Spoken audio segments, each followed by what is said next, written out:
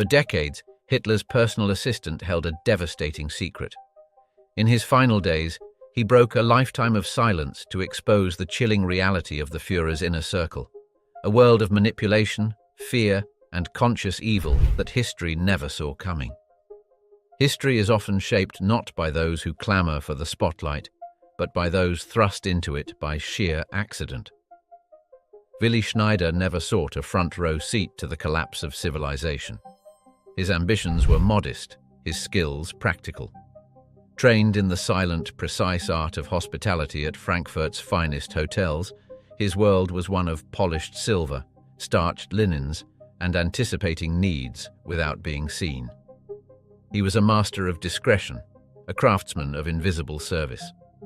In 1937, seeking order in a nation convulsing under Nazi rule, he made a pragmatic choice. He volunteered for the SS. He anticipated a life of anonymous drills within the Leibstandarte SS Adolf Hitler in Berlin, a far cry from the glittering ballrooms he knew. He sought to vanish into the regimented machine, to become a number, a face in the crowd.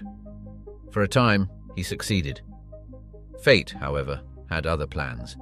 The catalyst was not a battlefield promotion or political connection, but a state dinner. With Italian dictator Benito Mussolini set to visit, a call went out through the ranks. The SS needed men with formal waiting experience. A fellow soldier, aware of Schneider's past, revealed his secret. Without raising his hand, without a shred of desire for proximity to power, Willi Schneider was volunteered. This single, involuntary act, a twist of bureaucratic need, catapulted him from the anonymous ranks into the ghastly inner orbit of the Third Reich. He was swiftly transported to Munich and assigned to the Führerbau on Königsplatz, the architectural heart of the Nazi movement. His first major test was the 1937 Nuremberg Party Congress, an overwhelming sea of swastikas and synchronized fervor. Tasked with serving Japanese Prince Chichibu, he was immersed in the terrifying pageantry of the regime. It was here he first saw Adolf Hitler in person, not as a distant figure on a poster, but as a man. The contact was formal, distant, yet Schneider's professionally calibrated eye missed nothing. He immediately absorbed the bizarre, sacrosanct code of conduct governing all interaction with the Führer. Servants were drilled to avert their gaze, to become visual ghosts. The only permissible address was "Mein Führer." Personal conversation was an unthinkable breach, a heresy against the constructed myth. Where others saw intimidating barriers, Schneider found his greatest asset. His entire professional life had been training for this, to be present yet unseen, to execute flawlessly without leaving a trace. His quiet efficiency and ability to dissolve into the background were quickly noted by the SS officers managing the household. Unlike generals or ministers, whose presence altered a room's chemistry, a perfect servant was part of the scenery, a human piece of furniture. This granted him a paradoxical and unique form of access. He became a silent witness, a ghost privy to unguarded conversations, subtle power plays, and behaviors meticulously hidden from those deemed important. His value, defined by his invisibility, earned him more sensitive assignments. He was summoned to the Obersalzberg, to Hitler's private residences, traveling in plush sleeper cars and staff Mercedes to remote alpine retreats. He served at private lunches where the fate of nations was casually discussed, and at state dinners where diplomacy was a performance. And through it all, while his hands performed the ballet of service, pouring wine without a splash, placing cutlery with millimeter precision, his mind became a sovereign, secret archive. He meticulously catalogued everything: who was seated where and next to whom, which topics drew Hitler's ire, which jokes elicited his rare performative smile, and which whispers passed between aides when they thought no one was listening. He began to decipher the true language of power in this rarefied world. It was not the shouted orders from the rally podium, but the subtle, unspoken grammar of control. It was in a calculated glance that could silence a general, a slight shift in posture that signaled dismissal, the pervasive, paralyzing fear that was the regime's true currency. Willi Schneider, the accidental insider, was becoming an ethnographer of tyranny, studying its rituals and customs from a distance of 2 feet, all because he once learned how to carry a tray without making a sound. But what did this silent observer see that generals and diplomats missed? The truth was hidden not in the grand speeches, but behind the perfectly staged illusion of Hitler's private mountain world, a gilded cage where every detail was a lie. Inside the gilded cage. Perched high in the Bavarian Alps, the Berghof was Adolf Hitler's most brilliant and sinister creation, a stagecraft of power where every element was meticulously designed to deceive. To the world, presented through carefully filtered propaganda images, it was the ideal German home, a rustic yet refined sanctuary where a thoughtful leader found solace and strength amidst nature. For Willi Schneider, now a key member of the household staff, the reality was a chilling paradox. The Berghof was not a home, it was a meticulously designed film set, and he had been cast in the role of a lifetime, a supporting actor in a drama of absolute control, tasked with ensuring the illusion never, ever cracked. Each day began long before the first alpine light touched the mountain peaks. Schneider's first duty was to prepare Hitler's breakfast, a deliberately Spartan meal of tea, dry crackers, and a simple apple, a detail itself crafted to project asceticism and discipline. On clear days, he was instructed to set the table on the vast sun terrace, against a backdrop of breathtaking, soaring peaks. The view was magnificent, but the atmosphere was stifling, a potent mix of awe and apprehension. Every item on the table was a prop in the play. The china, the cutlery, the napkins, each had its ordained place, measured with obsessive precision. The freshly pressed linens and geometrically perfect place settings were not about elegance. They were tools of psychological warfare, designed to project an image of unshakable order and total control. The message was silent but deafening. In this world, there was no room for error, no allowance for individuality, only the cold, perfect symmetry of obedience. Schneider, with his hotelier's eye, quickly memorized the rigid habits of the principal cast. He knew that Martin Bormann, the Führer's ruthlessly efficient secretary, would be hovering at the periphery, a dark star exerting its gravitational pull on everyone and everything. He knew the preferences and petty rivalries of Hitler's longtime aides. But one rule overshadowed all others, a testament to the regime's profound hypocrisy: the treatment of Eva Braun. Hitler's mistress was a ghost in plain sight. She was always present, often the most vivacious person in the room. Yet the staff operated under an explicit, unwavering directive: never speak of her, never acknowledge her role, never even mention her name in private. If asked, say nothing, was the ironclad order. She sat to Hitler's left at every meal, a constant yet officially invisible presence, her very existence a secret everyone knew and no one dared acknowledge. This culture of enforced fiction governed every aspect of life within the Berghof's walls. Conversations at the dining table were not conversations at all. They were carefully censored performances. Topics were strictly limited to trivialities. No politics, no gossip, and absolutely no questions. Hitler himself set the tone with his silence, or his choice of banal small talk, and everyone followed in a sycophantic chorus, perpetually waiting for their cue. Even laughter was not organic. It was a learned, nervous response. If Hitler laughed, others followed with relief. If he frowned, a glacial silence would instantly freeze the room. Schneider watched in silent astonishment as powerful generals, esteemed ministers, and titans of industry transformed into anxious schoolchildren, terrified of offering the wrong expression at the wrong moment. The evening film screenings were the purest microcosm of this controlled reality. Schneider would stand at the back of the hall as Hitler entered with Eva Braun to select the night's entertainment, often a lightweight German comedy or a triumphalist newsreel. The entire room would sit in absolute silence, its collective attention fixed not on the screen but on the Führer, anxiously awaiting his reaction.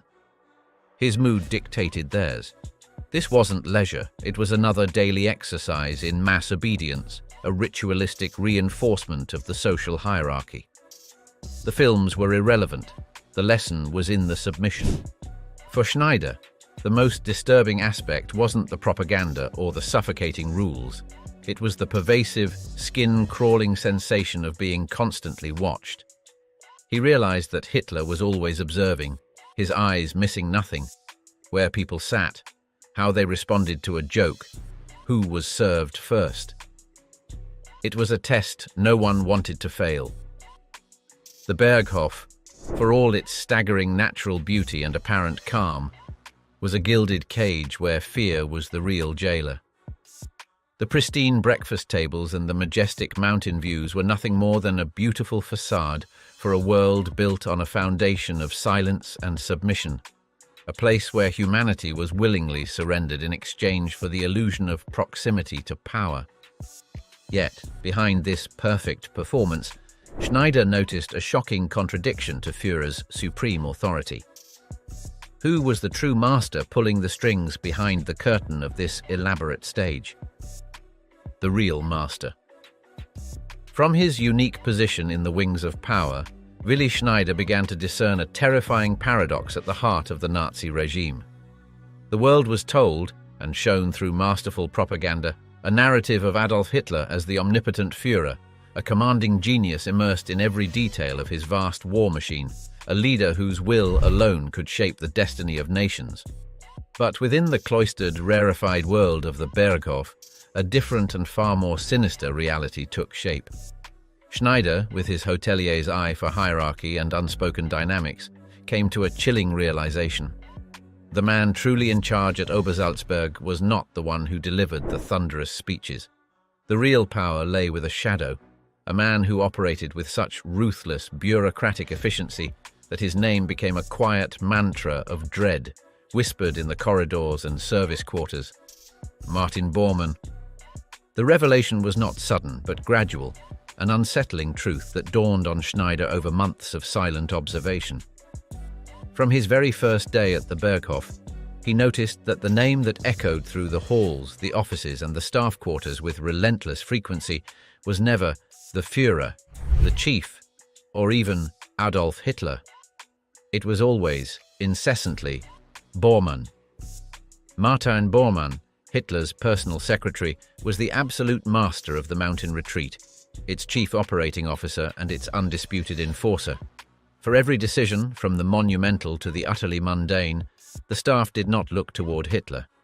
If a foreign dignitary arrived unexpectedly, if bad weather delayed a planned walk, if a piece of furniture needed to be moved or a security post reassigned, the solution was always the same, a reflexive instinct drilled into everyone. Fragen Sie Bormann. Ask Bormann. Schneider recalled late in life, the repetition still vivid and haunting in his memory. I always heard, Bormann, Bormann, Bormann. Never Adolf Hitler. Bormann was the relentless engine of the household and the sole gatekeeper to the Führer. He controlled all access with an iron fist, deciding who enjoyed Hitler's fleeting favor and who was cast into professional oblivion. He managed not just the daily calendar but the entire social and operational ecosystem of the Berghof, orchestrating the complex, politically charged guest lists for meals and determining the minute-by-minute hierarchy of access. Most crucially, he held total control over Hitler's private communications, acting as a human filter who decided what information reached the dictator's desk and, more importantly, what version of reality he was allowed to perceive. Hitler, Schneider observed, seemed to exist in a state of strange, pampered isolation, almost like a privileged and temperamental guest in his own home, content to vanish into his rigid, unchanging routines of meals, solitary walks, and lengthy monologues while the intricate, immoral machinery of control hummed smoothly around him under Bormann's meticulous direction. The full, terrifying extent of Bormann's operational authority was seared into Schneider's memory during a medical emergency. Bormann's wife, Gerda, collapsed at the Kehlstein House tea house, and the scene erupted into panic. But it was not Hitler, the supreme commander of the armed forces, who took charge of the response. It was Bormann. He immediately began issuing calm, firm, and unquestionable orders, redirecting drivers and overseeing the chaotic situation with a cold, ruthless efficiency. Schneider himself was among those who helped carry her out, witnessing firsthand how not a single person, from the lowliest servants to the highest-ranking officers present, hesitated or questioned Bormann's commands for a single instant. Meanwhile, Hitler, the supposed center of all power, did not even bother to come downstairs. This incident laid bare the true power dynamic for all with eyes to see. Hitler was the icon, the symbol, the distant source of ultimate authority, but Bormann was the administrator, the enforcer, the man who translated vague desires into concrete action and mercilessly punished any failure or delay. This system was far more dangerous than the public image of a single, commanding dictator. It was a chilling model of power where ultimate executive authority had been willingly delegated to someone unelected, unexamined by the public, and largely invisible, a bureaucrat who operated in the shadows. Schneider confessed that everyone, including himself, feared Bormann in a way they did not fear Hitler. Because Bormann didn't deliver speeches, he explained with stark clarity, he delivered consequences. Hitler dealt in theatrical rage and abstract ideology, dramatic performances that faded from the room when he left. But Bormann dealt in quiet, life-altering, and often fatal retribution. His was the cold, practical voice that could end a career or a life with a phone call or a scribbled note. Schneider watched the Nazi regime become a smooth-running, amoral machine of obedience, and Bormann was its undisputed day-to-day operator. The most terrifying part of this realization was not Bormann's control itself, but Hitler's passive, almost relieved acceptance of it. The Führer, it seemed, did not want to rule the mundane world. He only wanted to perform as its ruler, and in Martin Bormann he had found the perfect, ruthless stage manager to handle all the details behind the curtain. This discovery raised a terrifying question. If Hitler wasn't the commanding leader he appeared to be, what was he? Schneider's close proximity soon revealed a man perpetually performing, even for his most loyal followers. The director of fear.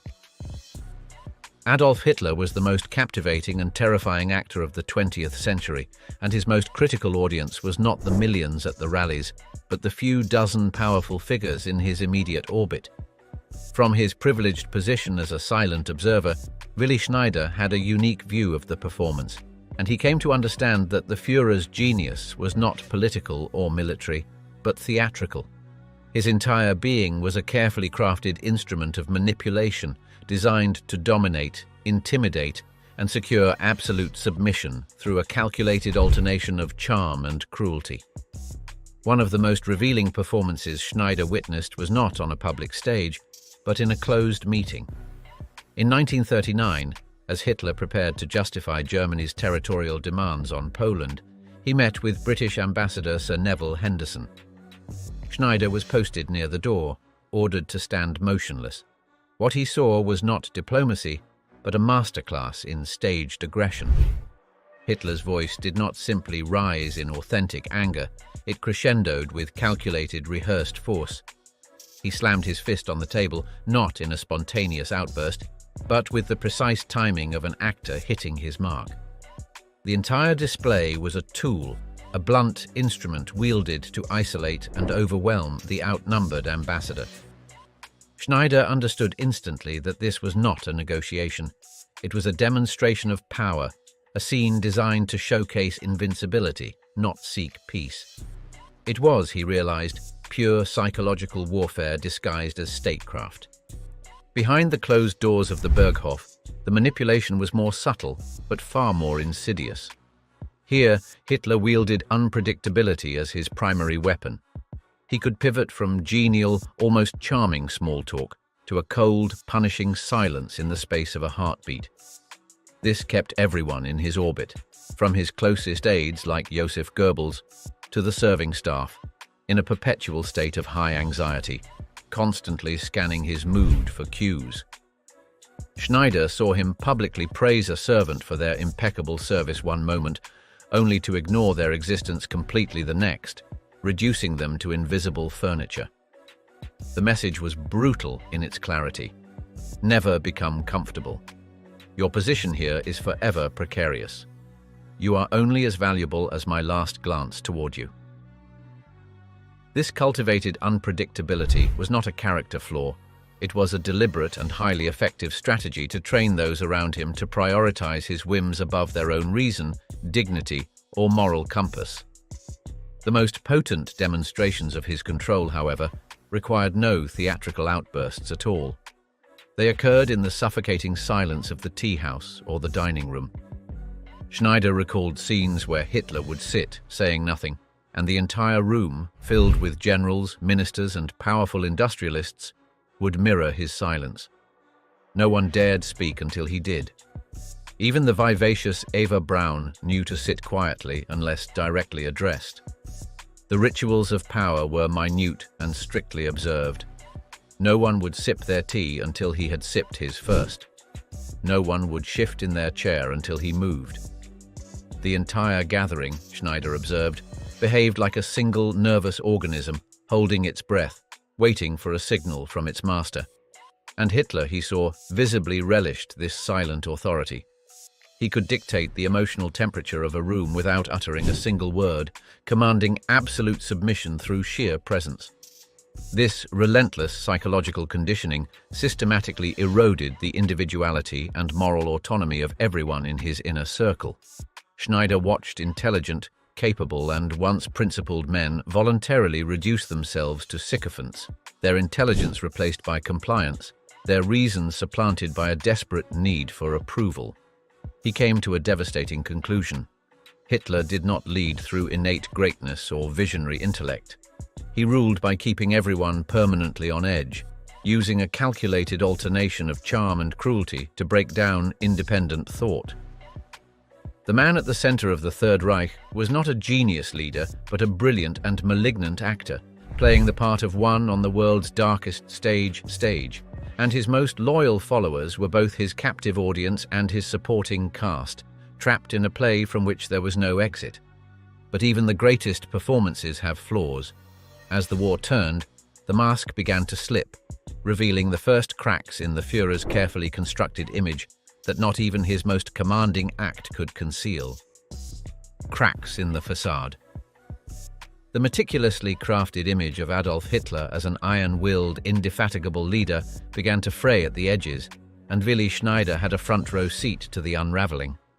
The decline was not announced in speeches or evident in public decrees.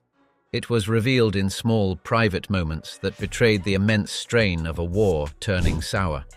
Schneider observed a man whose body and mind were slowly betraying the superhuman persona he had constructed for the world, revealing the fragile, fearful mortal beneath the myth.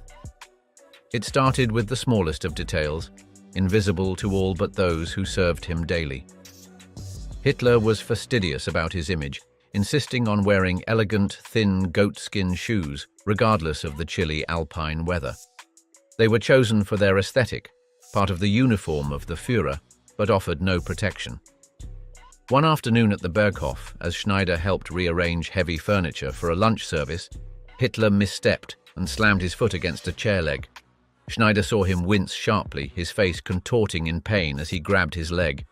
Yet he did not cry out, curse, or ask for assistance. He simply dropped the chair and limped away, refusing to acknowledge the injury or the weakness it represented. For Schneider, this moment was a profound revelation.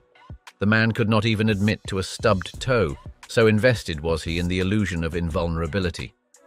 Every element of his being, down to his footwear, was part of the performance, and any crack in that performance was a threat to the entire carefully constructed reality. Beyond this self-inflicted stoicism lay deeper, more irrational fears that hinted at a crumbling psyche. At the Kehlstein house, the lavish mountaintop tea house built for him by Martin Bormann, Hitler flatly refused to ride the elevator to the summit alone.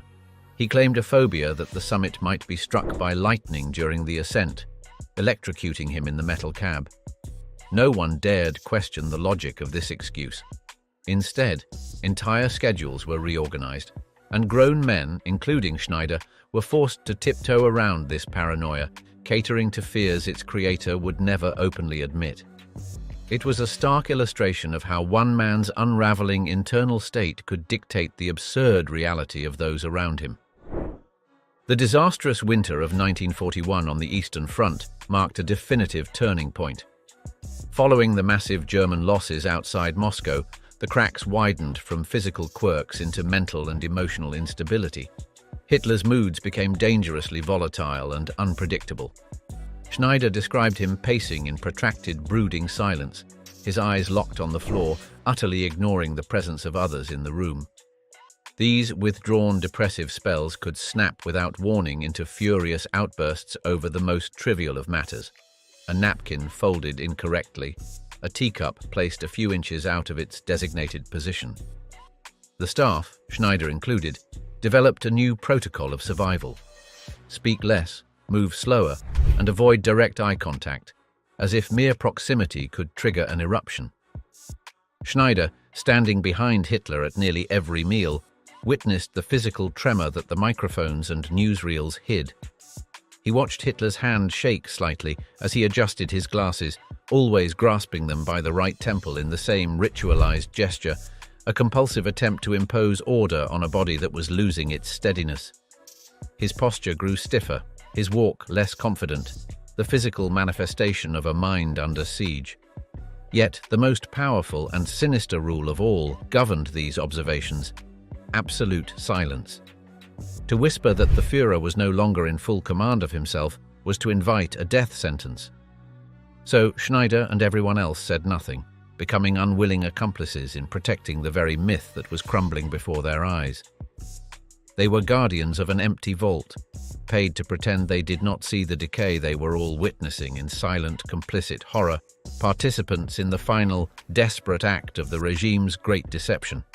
Then, in a moment of chilling clarity, the performance stopped entirely.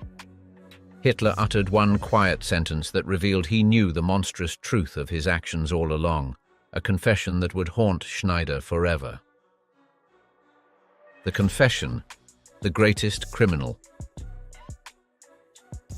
Amid the escalating chaos and grim tidings of the war, Willi Schneider witnessed many acts of calculated rage and staged aggression from Adolf Hitler. But the moment that would etch itself into his memory, haunting him for the rest of his life, was one of terrifying, quiet calm. It was not delivered to a crowd of thousands or shouted at a cowering general. It was a quiet, almost casual remark that slipped out in a moment of profound clarity, revealing the monstrous self-awareness that lay beneath the performative fury. This was the moment the mask fell away completely, and Schneider saw the unvarnished truth. The setting was early 1942 inside the Berghof. The disastrous winter on the Eastern Front had shattered the myth of German invincibility. The Wehrmacht had suffered catastrophic losses outside Moscow, and the mood within the Alpine retreat was funereal. The optimism of earlier blitzkrieg victories had evaporated, replaced by a grim recognition of the grueling, bloody conflict ahead. Hitler was withdrawn, depressed, and visibly shaken by this first major defeat of his military campaign. On this particular evening, in a bid to lift the Führer's spirits, photographer Heinrich Hoffmann, a rare figure allowed to exhibit familiarity, arrived with a bottle of champagne. Schneider was in the room, performing his usual role, present enough to serve drinks, invisible enough to be forgotten, a ghost in the machinery of the inner circle. The conversation was subdued, a stark contrast to the usual performative energy Hitler projected. There was no argument, no theatrical speech. Then, Hitler spoke. His voice was low, devoid of its usual commanding timbre, and startlingly introspective. He wasn't trying to manipulate or intimidate anyone in the room. He was simply stating a fact, as if acknowledging a fundamental, inevitable law of physics. Wenn wir diesen Krieg verlieren, werde ich der größte Verbrecher der Weltgeschichte sein, he said. If we lose this war, I will be the greatest criminal in world history. Schneider froze. He had not misheard. The words were spoken slowly, clearly, and with a chilling lack of emotion. What made the statement so horrifying was Hitler's demeanor. His expression was not one of desperation, regret, or defiant pride. It was eerily calm, resigned, and almost contemplative. Schneider even noted a slight, faint, and utterly incongruous smile on his face, as if he had already seen his own historical verdict in some distant future and had made a cold, detached peace with that damning legacy. In that single stark sentence, the entire carefully constructed illusion fell away for Schneider. This was not the rant of a madman disconnected from reality, an excuse he had sometimes entertained to rationalize what he saw. This was a conscious, calculated admission from a man who was fully and terrifyingly aware of the monstrous nature and scale of his actions. He understood the human suffering he had unleashed. He knew that his war had long escalated into genocide, and he comprehended exactly how history would remember him. He was not ignorant of his crimes, he was accepting of them. The statement was a confession of guilt on a historical scale, an acknowledgement that he knew the path he was on led only to atrocity and ruin, and yet he had consciously chosen to keep walking it. For Schneider, this was the moment the last veil was torn aside. Until then, he had watched Hitler command rooms, intimidate world leaders, and silence his staff with a glance. He had seen the performance of power. But now, Hitler had voluntarily dropped the act. What lay underneath wasn't madness or blind ambition. It was something far more frightening. Cold, calculated fatalism. This was a man who knew the destination was hell but was determined to lead millions there anyway. Of all the horrors Schneider witnessed, this quiet confession haunted him the most. It was the one time the performer abandoned his script and revealed the dark, unvarnished truth of who he was. Schneider was no longer just a witness to history. He was now the sole bearer of its darkest secret, a burden of comprehension that would weigh on him in silence for decades, a terrible knowledge that he alone, it seemed, had been meant to hear. This truth placed a crushing burden on Schneider. How does a man carry such a secret?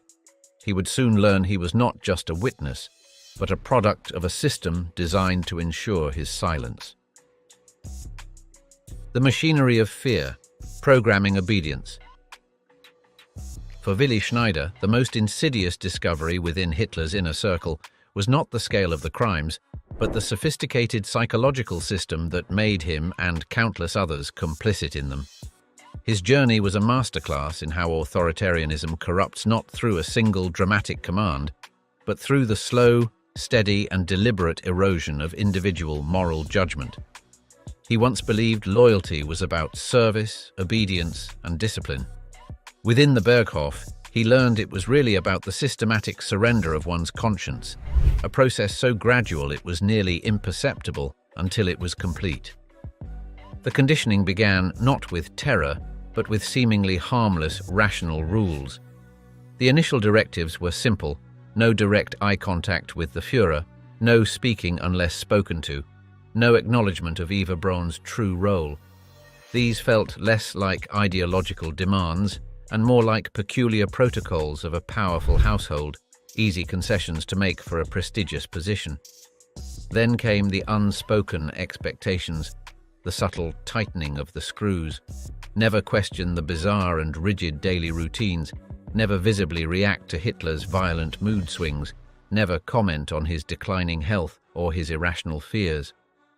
These rules were enforced not primarily by Hitler himself, but by the culture of dread that permeated every room, a culture meticulously cultivated by Martin Bormann and others who understood that self-policing fear was more effective than overt threats. Schneider recalled a pivotal incident that laid bare the mechanics of this control. A young junior orderly, likely nervous under the oppressive atmosphere, accidentally dropped a spoon during a formal lunch service. The metallic clatter on the floor was small, barely audible over the quiet room, but it was enough. Hitler stopped speaking mid-sentence. The entire room froze into a petrified, absolute silence. Schneider watched as the young man's face drained of all color, his eyes wide with pure terror. Without a word of defense from his comrades or a sound of reproach from his superiors, the orderly simply bowed in shame and silently exited the room, his career and likely his safety forfeit. The lesson was seared into everyone present. Even the most minor human mistake a simple slip of the hand, could be interpreted as a profound act of betrayal or incompetence, warranting total ruin. This was not discipline, it was psychological control, training perfect obedience until it became an instinct, a reflex for survival. Over months and years, Schneider watched intelligent, capable, and once principled men transform into hollowed-out shadows of themselves. They began to lie for the regime without hesitation, enforce rules they privately despised, and turn a blind eye to the horrors whispered about in the kitchens and hallways. The reason for their silence was simple, brutal, and effective. Speaking out meant instant isolation, the loss of status and privilege, and in many cases, disappearance and death. The system was brilliantly designed to make compliance the easiest path and defiance a guaranteed act of self-destruction. Self-preservation became a more powerful motivator than moral courage. Schneider was tragically not immune. He confessed to being deeply terrified of dismissal, of being branded disloyal, of becoming the next man to vanish for a minor infraction. So he too stayed silent. He served in silence as Hitler grew more erratic and volatile. He said nothing when grim, chilling rumors of mass deportations and atrocities reached the Berghof staff. And most hauntingly of all, when Hitler uttered his devastating confession about being history's greatest criminal, Schneider's training held firm. He didn't gasp, didn't react, didn't protest. He just kept mechanically pouring the champagne, performing his role to perfection in the face of absolute, acknowledged evil. For years after the war, he tried to justify this silence to himself. He was just a servant, a small cog in a vast machine, powerless to change its direction. But eventually, the weight of this self-deception became unbearable. He knew better.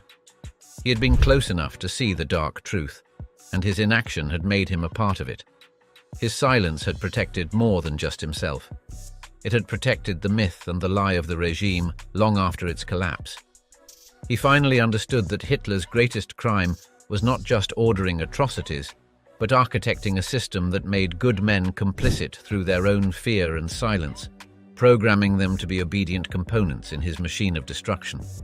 This system of control ensured silence, but what was its ultimate cost on the human conscience? For Schneider, the reckoning would come decades later, in the quiet of a life forever haunted by what he did not do.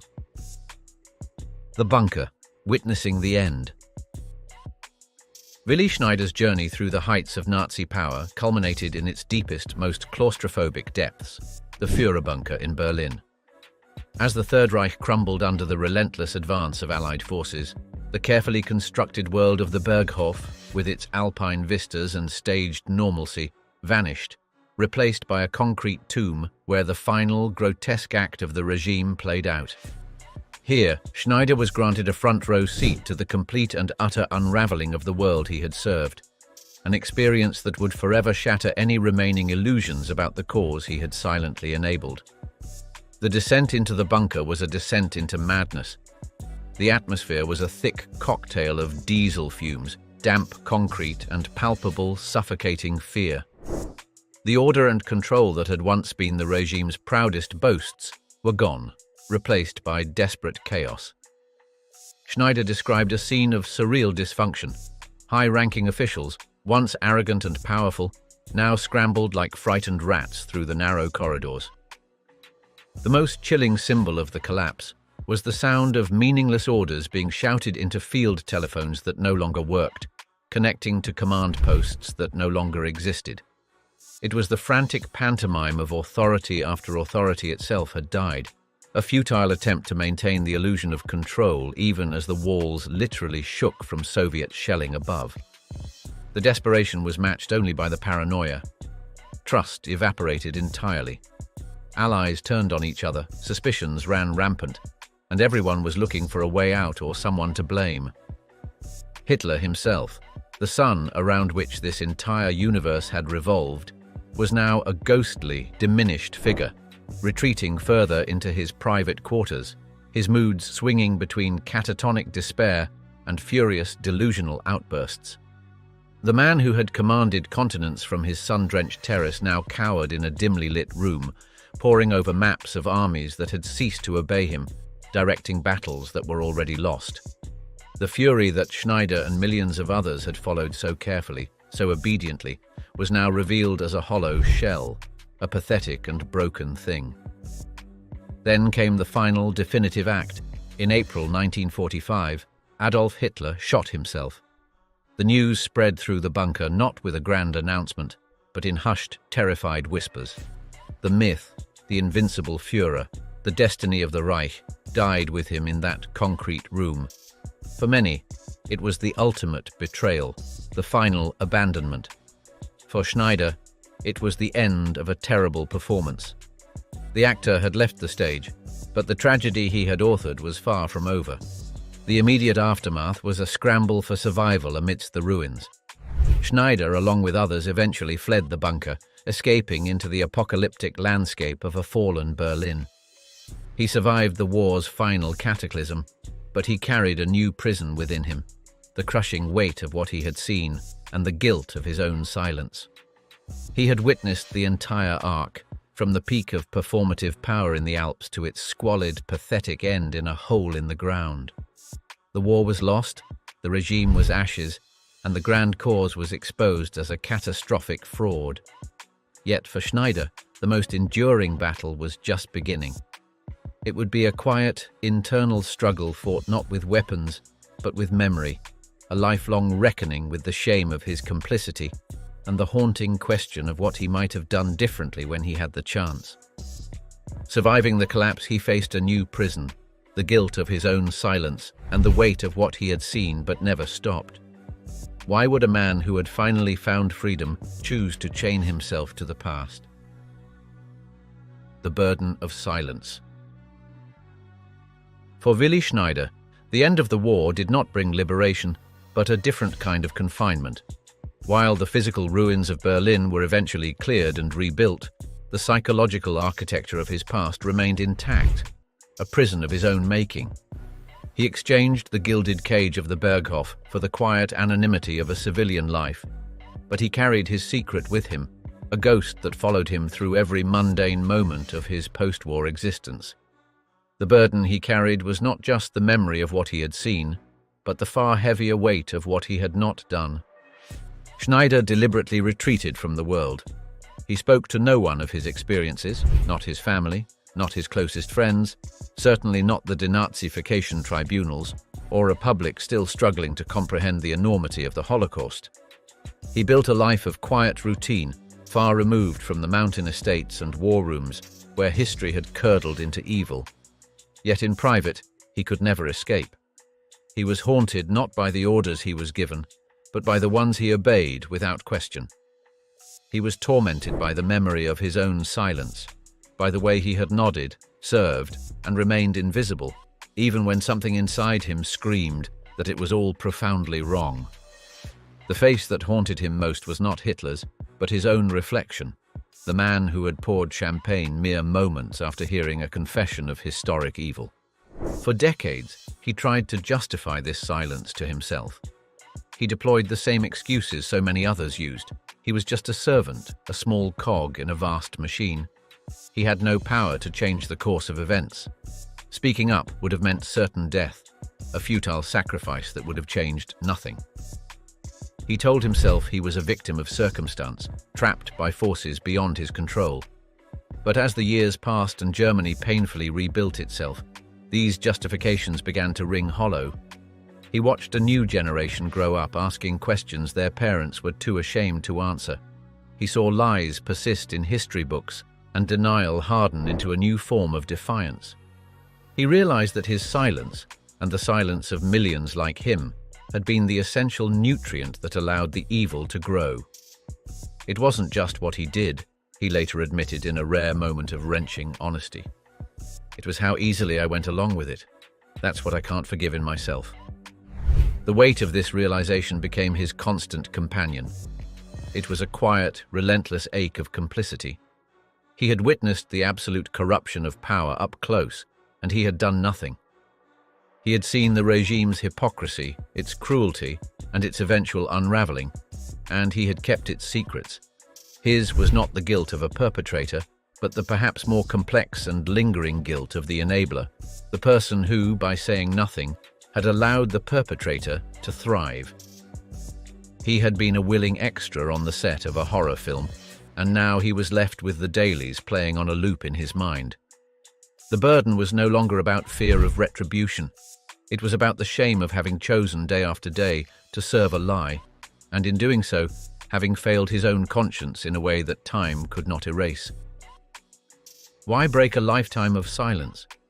His motivation wasn't for redemption, but to deliver a final stark warning to history before it was too late. What could he possibly say that hadn't been said before? The final warning. Why silence kills. In his final years, Willi Schneider chose to break the silence that had defined his life. His decision was not born from a desire for fame, forgiveness, or personal redemption. He knew that for a man who had witnessed what he had witnessed, redemption was an impossible currency. Instead, his motivation was something far more profound and urgent, a duty to history. He spoke not with the bitterness of a betrayed follower, but with the raw, unvarnished shame of a man who had finally understood his own role in enabling evil. His confession was his final act of service, a stark, first-hand warning about the mechanics of tyranny and the deadly cost of complicity.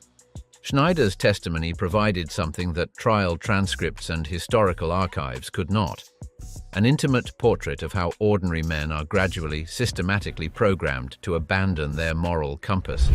He explained that evil does not always announce itself with dramatic force. More often, it infiltrates through small, incremental compromises. It begins with harmless rules, averted eyes, silenced tongues, that slowly normalize obedience until it becomes instinct. He described the terrifying efficiency of a system built not just on fear of punishment, but on the reward of proximity to power, a system that convinces good men that their silence is a form of loyalty rather than a surrender of conscience. His most powerful message was a challenge to the future. He had seen how the regime's most devastating weapon was not the SS, but the silent acquiescence of countless individuals who chose comfort over courage, stability over integrity. Silence is how evil survives, he insisted. It is the oxygen that allows the fire of hatred to burn. He warned that tyranny always begins by demanding small silences first, conditioning people to look away from minor injustices until they become incapable of confronting major ones. His story was a cautionary tale against the seductive lie that one is just following orders, or just a small cog in the machine, revealing how those small cogs collectively form the very engine of destruction. Schneider wasn't asking for sympathy or absolution. He knew it was not his to receive. What he wanted was truth. Flags can't rebuild a nation, he said, a poignant rejection of the blind nationalism he had once served. Only truth can. He believed that for Germany, and for the world, to truly heal and prevent such darkness from recurring, it had to confront not only the monsters who gave orders, but also the silent enablers who carried them out. His final words were not an epitaph for himself, but a living question mark directed at us all. What silences are we keeping today? What injustices do we overlook for the sake of peace, comfort, or belonging? And when history asks for our testimony, will we have the courage to speak, or will we too be remembered as those who said nothing? Schneider's confession was not a quest for redemption, which he knew was impossible, but a final, painful act of truth-telling, a warning that silence is the oxygen that allows evil to breathe. How many others remain silent in the face of tyranny? Let us know your thoughts in the comments below.